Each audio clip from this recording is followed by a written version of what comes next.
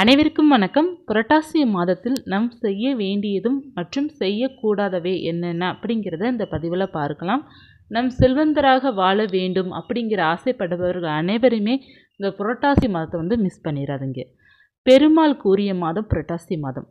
பெருமாள் செல்வத்திற்கு அதிபதி. பெருமாள் கூறிய இந்த மாதத்தை நம்ம தொடர்ந்து அந்த மாதம் முழுவதும் நம்ம பெருமாளை நினைத்து கொண்டு வழிபாடு செஞ்சோம் அப்படின்னா நமக்கு இருக்கிற அனைத்து பண கஷ்டமும் தீரும், பண வசதியும் ஏற்படும், செல்வந்தராகவும் வாழ முடியும்.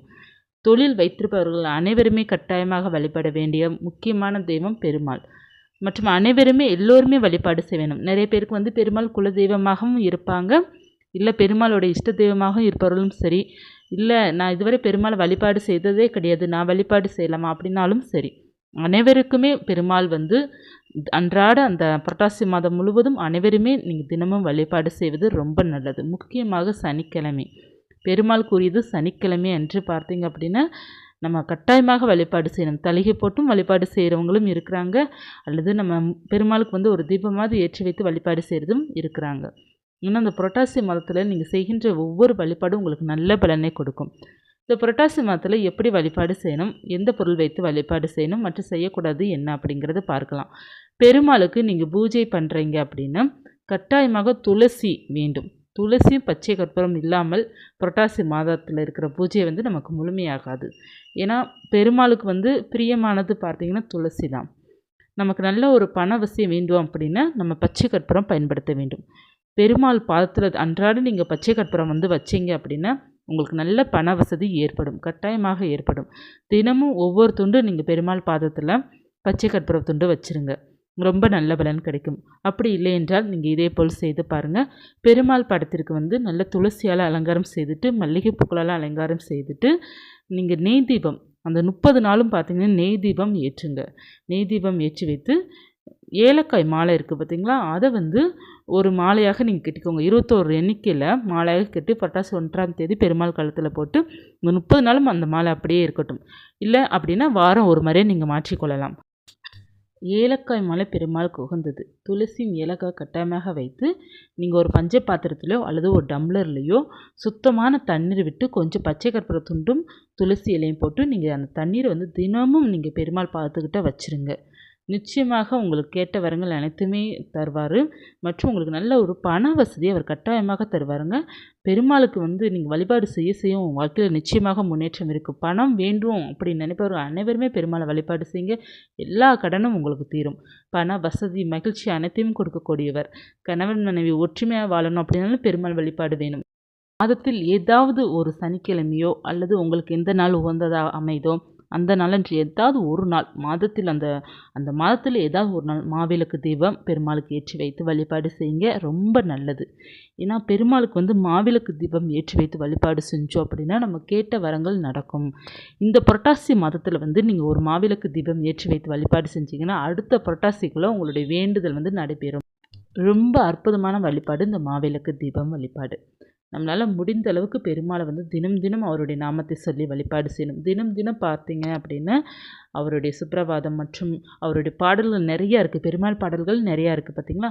அந்த பாடல்கள் தினம் தினம் காலை மாலை இருவேளையும் கேட்டுக்கொண்டே இருங்க, ரொம்ப நல்லது. உங்கள் வீட்டுக்கு லக்ஷ்மி குடிக்கொள்வாங்க. எந்த இடத்துல பெருமாள் இருக்காங்களோ அந்த இடத்துல லட்சுமி இருப்பாங்க. நம்ம கேள்விப்பட்டிருப்போம், மகாலட்சுமி தாயார் ஒரு இடத்துல நிலையாக இருக்க மாட்டாங்க. அவங்களுக்கு எந்த இடத்துல அவங்கள ஆராதனை பண்ணி கூப்பிட்றாங்களோ அவங்க அந்த இடத்துக்கு போயிடுவாங்க. ஆனால் பெருமாள் எங்கே இருக்கிறாங்களோ அந்த இடத்துல மகாலட்சுமி, நீங்கள் கூப்பிடாட்டா கூட மகாலட்சுமி தாயார் வந்துடுவாங்க. அதான் பெருமாள் இருக்கும் இடத்தில் மகாலட்சுமி தாயார் இருப்பாங்க. அதனால் பெருமாள் மகாலட்சுமி எந்த இடத்துல இருக்கிறாங்களோ அந்த இடத்த எப்போதுமே பார்த்திங்கன்னா லக்ஷ்மி இல்லம் அப்படிங்கிறதே சொல்லலாம். ரொம்ப செல்வந்தராக வாழணும் அப்படின்னா நமக்கு பெருமாளும் மகாலட்சுமி 2 பேரோட ஆசீர்வாதம் நமக்கு ரொம்ப முக்கியம். இந்த புரட்டாசி மாதம் பார்த்திங்க அப்படின்னா அவங்களுக்கு உரிய மாதம். அந்த மாதத்தில் நம்ம வழிபாடு செய்யும்போது நமக்கு அனைத்து சகல செல்வமும் ஐஸ்வர்யமும் நமக்கு கிடைக்கும். மற்றும் அந்த புரட்டாசி மாதத்தில் பார்த்திங்க அப்படின்னா அசைவம் சாப்பிடாமல் நீங்கள் வழிபாடு செய்யும்போது உங்களுக்கு 100% நல்ல பலன் கிடைக்கும். நம்ம அசைவம் நம்ம சாப்பிடாமல் இருக்கணும், ரொம்ப நல்லது. ஒரு சில பேருக்கு அது பெருமாள் குலதெய்வமாக இருக்கும்போது கட்டாயமாக அசைவம் எடுத்துக்கவே கூடாது. ஒரு சில பேருக்கு குலதெய்வமாக இருக்காது, நாங்கள் சாப்பிடலாமா அப்படின்னு கேட்டிங்கன்னா அந்த புரட்டாசி மாதத்தில் அசைவம் சாப்பிடாமல் இருப்பது நமக்கு ஆன்மீகத்திற்கும் நல்லது மற்றும் உடல் ஆரோக்கியத்திற்கும் மிகவும் நல்லது. அப்படிங்கிறதுக்காக தான் இந்த புரட்டாசி மாதத்தில் நம்ம அசைவம் சாப்பிடக்கூடாது அப்படிங்கிறது சொல்லியிருக்காங்க. நீங்கள் பெருமாளோட தீவிர பக்தராக இருக்கிறீங்க அப்படின்னா கட்டாயமாக அசைவம் சாப்பிடாதீங்க. இல்லை நான் வந்து சாப்பிட்டே தான் ஆகணும், எங்களுக்கு வேறு வழி இல்லை அப்படி இருப்பவர்கள் சனிக்கிழமை புதன்கிழமை எக்காரணத்தை கொண்டு அசைவம் வந்து எடுக்கவே எடுக்காதீங்க. ஏன்னா சனிக்கிழமையும் புதன்கிழமையும் பெருமாளுக்கு உரிய நாள். மகாவிஷ்ணுக்கு உரிய நாள் வந்து நமக்கு புதன்கிழமை, பெருமாளுக்கு உரிய நாள் வந்து நமக்கு வந்து சனிக்கிழமை. ஏன்னா மகாவிஷ்ணுவோட அவதாரம் தான் அனைத்து அவதாரமும். அதாவது பெருமாள் அவதாரம் மற்றும் ராமர் அவதாரம், கிருஷ்ணர் அவதாரம், நிறைய அவதாரங்கள் இருக்குது பார்த்தீங்களா. அது எல்லாமே பார்த்தீங்கன்னா மகாவிஷ்ணுவோட அவதாரங்கள் தான். அப்படிப்பட்ட அந்த அந்த நாள் வந்து புண்ணியமான நாளில் அசைவம் எடுக்காதீங்க, அசைவம் சாப்பிடாமல் இருங்க. ஆனால் முக்கியமாக எல்லோருமே சாப்பிடாமல் இருப்பதான் நல்லது. ஒரு சில பேரால் முடியாதவர்கள் வந்து சனிக்கிழமையும் புதன்கிழமையும் வந்து தயவுசெய்து அசைவத்தை வந்து தொற்றாதீங்க. மற்ற நாள் உங்களுடைய விருப்பம்தான். நம்ம புரட்டாசி மாதத்தில் மோஸ்ட்லி யாருமே வந்து அசைவம் எடுக்க மாட்டாங்க. அது வந்து நமக்கு ஹெல்த் இஷ்யூஸ்க்கு ரொம்ப பாதிக்கும். அசைவம் சாப்பிட்டா நமக்கு வந்து உடம்புக்கு வந்து சேராது அப்படிங்கிறதும் இருக்கின்றது. அதனால தான் நிறைய பேர் சாப்பிட மாட்டாங்க. ஆனால் நம்ம வந்து தினமும் நீங்கள் அன்றாட பெருமாளை வழிபாடு செய்கிறீங்க, பணத்திற்காக நீங்கள் வழிபாடு செய்கிறீங்கன்னா அந்த ஒரு மாதம் மட்டும் அசைவத்தை மறந்துட்டு பெருமாளே அப்படிங்கிறத சரணாகதி அடைந்து வழிபாடு செய்து பாருங்கள்.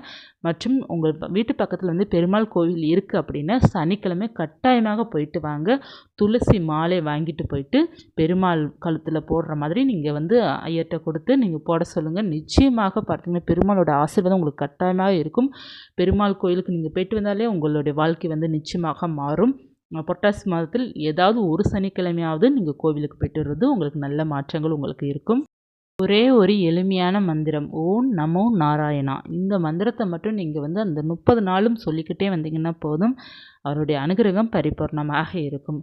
ஒரு சில விஷயங்கள் நமக்கு வந்து இந்த புரட்டாசி மாதத்தில் செய்யக்கூடாதுன்னு எதற்காக சொல்கிறாங்க அப்படின்னா, புரட்டாசிங்கிறது வந்து ஆன்மீக மாதத்திற்குரியது, நம்ம வழிபாட்டிற்கு உரிய மாதமாக இருக்கின்றது. மற்றும் பார்த்திங்க அப்படின்னா முன்னோர்களுக்கு உரிய மாதம்.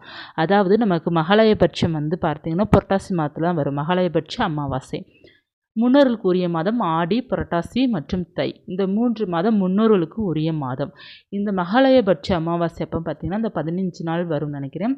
அந்த நாள் பார்த்திங்கன்னா நம்மளுடைய முன்னோர்கள் வந்து நம்மளுடைய இல்லத்தில் வந்து இருப்பாங்க, இருந்து நம்மளை ஆசீர்வாதம் பண்ணிட்டு போவாங்க அப்படிங்கிறது வந்து கதைகளில் இருக்கின்றது. அதனால் பார்த்திங்க அப்படின்னா நமக்கு இந்த நாள் பார்த்திங்க அப்படின்னா முன்னோர்களுக்கு உரிய மாதம் அப்படிங்கிறதும் இருப்பதனால நம்ம ஒரு சில நல்ல காரியங்கள் வந்து செய்யக்கூடாது அப்படிங்கிறது சொல்லப்பட்டிருக்குது. அதாவது ஒரு திருமணமோ அல்லது ஒரு வீடு பால் காய்ச்சுறதோ மற்றும் ஒரு சில செயல்கள் வந்து நம்ம செய்யாமல் இருப்பது நல்லது அப்படிங்கிறது சொல்லப்பட்டிருக்கு. நம்ம வந்து ஒரு வீட்டுக்கு புதுசாக போகிறோம், வாடகை வீட்டிலேருந்து ஒரு புது வீட்டுக்கு போகிறோம் அப்படின்னா புரட்டாசி மாதத்தில் போகாமல் நம்ம ஆவணி மாதம் அல்லது கார்த்திகை மாதம் இந்த மாதிரி மாதத்தில் தான் போகணும் அப்படிங்கிறது இருக்கின்றது. அதனால் ஒரு சில மாதங்கள் பார்த்திங்கன்னா ஆன்மீகத்திற்கு இம்பார்ட்டன்ட் கொடுத்ததுனால இந்த சில காரியங்கள் வந்து பண்ண வேண்டாம் அப்படிங்கிறது சொல்லப்பட்டிருக்குது. இது வந்து உங்களுடைய சௌகரியத்தை பொறுத்து நீங்கள் பார்த்துக்கோங்க. இந்த மாதம் முழுக்க முழுக்க ஆன்மீக மாதம், பெருமாளுக்கு உரிய மாதம், நல்ல வழிபாட்டிற்கு உரிய மாதம். இந்த முன்னோர்களே கட்டாயமாக நீங்கள் வந்து வழிபாடு செய்வது ரொம்ப நல்லது. புரட்டாசி மகாலயபட்ச அமாவாசை எப்போ வரும் அப்படிங்கிறத நம்ம வந்து அடுத்த பதிவிலையோ இல்லைன்னா உங்களுக்கு இன்னும் நாட்கள் இருக்கின்றது, அதற்குள்ளே நான் வந்து பதிவு கொடுக்குறேன். உங்களால் முடிந்தால் காலை மாலை இருவேளையும் வந்து பெருமாளுக்கு தீபம் ஏற்றி வைத்து வழிபாடு செய்யலாம். நல்ல ஒரு மாதம், இந்த மாதத்தை மிஸ் பண்ணிடாதீங்க. இந்த பதிவு உங்களுக்கு உபயோகமாக இருந்துச்சுன்னா லைக் பண்ணிக்கோங்க. இது போன்ற தகவல் தெரிந்து கொள்ளணும் அப்படின்னா சேனலை சப்ஸ்கிரைப் பண்ணி வச்சுக்கோங்க. மீண்டும் ஒரு தகவலில் சந்திக்கிறேன். நன்றி.